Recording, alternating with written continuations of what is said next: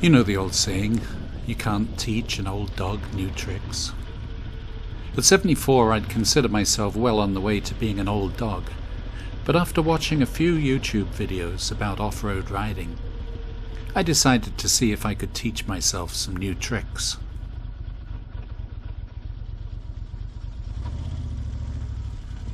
Over the last decade or so I've ridden thousands of kilometres on gravel roads and on all kinds of machinery, ancient and modern, and I've never felt the slightest inclination or need to get my backside off the seat, except over the largest bumps. Indeed, whenever I've encountered someone standing on the pegs when I thought that the road was perfectly rideable from the saddle, I've thought, "Prat, sit down. There's no one to show off to here."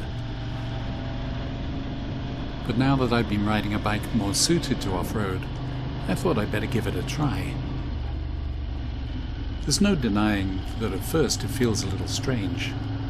The quota's a tall beast, and once you're standing up it feels like you're viewing the world from the upper deck of a double-decker bus. But it didn't take long before all those youthful memories of doing weird and dangerous things on a bicycle came back, and letting the motorcycle wiggle around between my knees started to feel, well, if not entirely normal, then at least not terror-inspiring.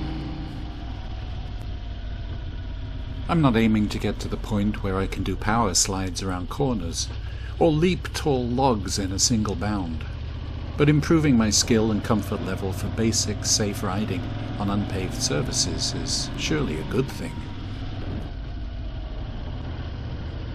One thing I quickly discovered was that my rear brake pedal was in the wrong position for stand-up riding. If I wanted to operate it, I'd have to slightly lift my foot off the foot peg. Not a good idea when you're heading into a loose bend a little too fast and quickly want to shed some speed.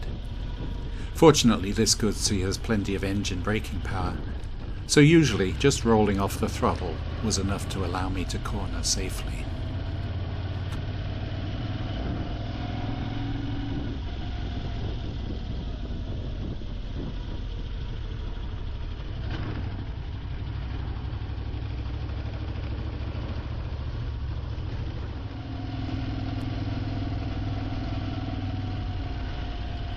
I've watched plenty of videos of people doing extraordinary things on motorcycles, riding at hair-raising speed on surfaces and tracks I would probably never venture down myself. I've put a couple of links in the description to videos that have inspired but terrified me.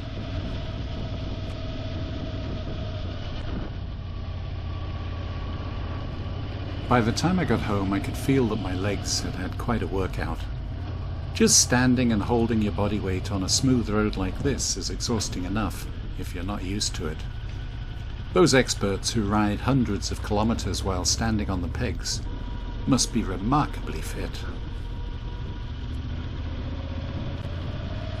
I doubt whether I'll become a master off-road rider, and I suspect my backside will continue to stay firmly in the saddle most of the time, even on the quota. Nevertheless, I'm going to continue to try and gain more confidence and skill at standing. It's never too late to try and learn something new. It's good for the body and good for the mind. At least for this old dog.